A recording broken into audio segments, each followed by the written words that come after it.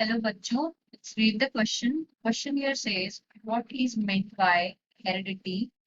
What are the units of heredity? And B question दिया है, state Mendel's first law of inheritance. So, इस question के लिए की कॉन्सेप्ट हमारे पास क्या होगा?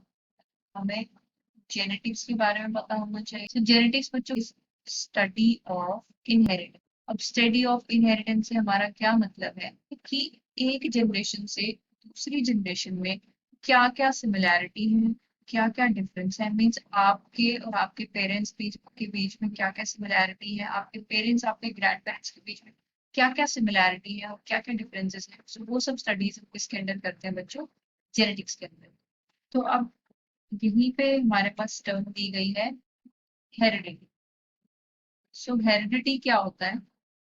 Heredity is the transfer of traits from one generation to the next generation.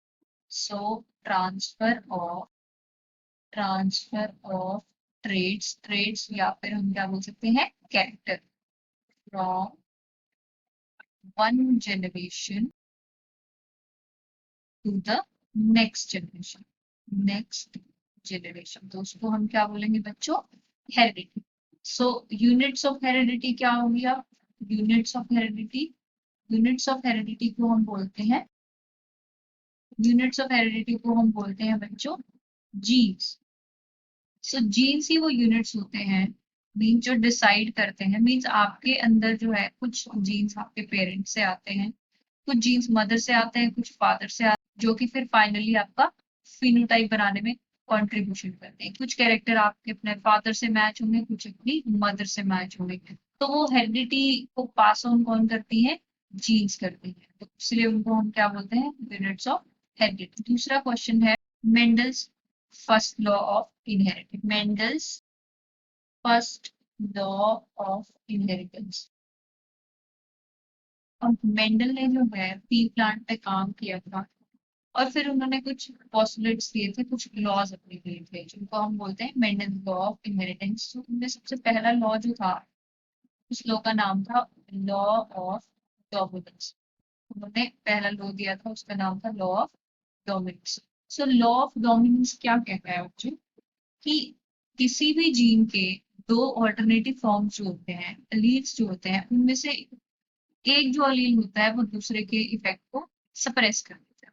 मतलब इससे हमारा मतलब क्या है? तो मान लीजिए हमारे पास एक एक ट्रेट है, वो ट्रेट है हमारे पास हाइट. सो हाइट में दो हाइट सो हाइट के लिए हमारे पास दो फिनोटाइप होंगे और उनकी दो अलील्स क्या क्या होंगे. तो ये कैपिटल टी क्या होगा? टॉल के लिए. और स्मॉल टी किसके लिए होगा?